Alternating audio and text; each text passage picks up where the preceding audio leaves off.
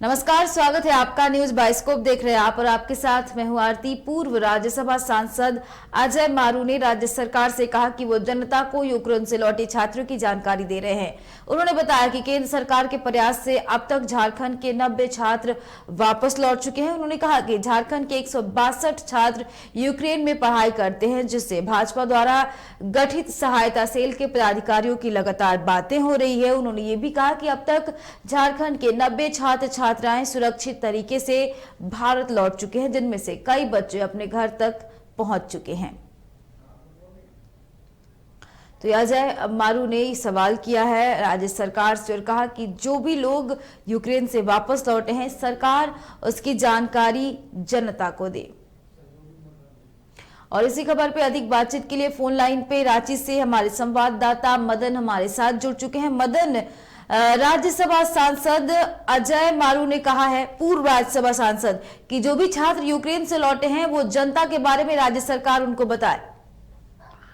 देखिए, जिस तरह से लगातार रूस और यूक्रेन के बीच युद्ध हो रहा है और उसके बीच में जो भारत के लोग हैं, जो छात्र थे वहां फंसे हुए हैं काफी संख्या में, ऐसे में झारखंड के तकरीबन 132 छात्र यूक्रेन में फंसे हुए थे, जिसमें से जो अजय मारू ने जानकारी दी है उसके हिसाब से 90 छात्र सुरक्षित भारत लौट चुके हैं।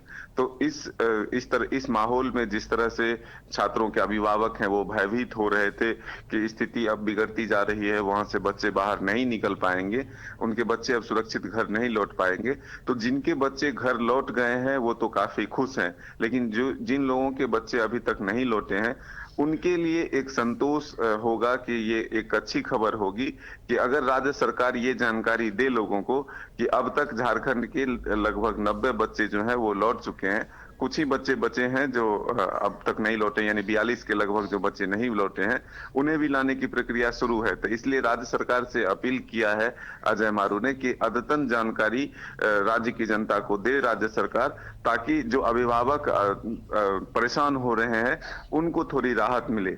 जिस तरह से सियासत भी हो रही थी इस मामले को लेकर के कि भारत सरकार ने कोई पहल नहीं की, पहले से सूचना मिल रही थी बच्चों को वापस लाने के लिए, लेकिन देर हो गई, पहले अगर स्थिति संभल जाती, अगर बच्चों को ले आया जाता।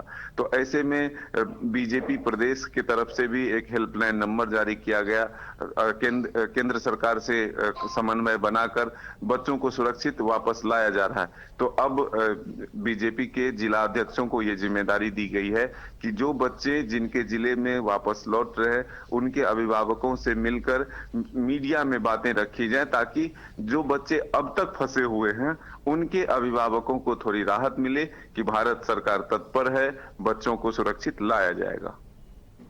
चलिए, बहुत बहुत शुक्रिया तमाम जानकारियों के लिए मदन। तो आपको बता दें, पूर्व राज्यसभा सांसद राज्य सरकार से ये बोला है कि जो छात्र हैं वो यूक्रेन से लौट रहे हैं, अब तक 90 छात्र लौट चुके हैं। जनता के बारे में जनता से राज्य सरकार उनके बारे में पूरी जानकारी दे।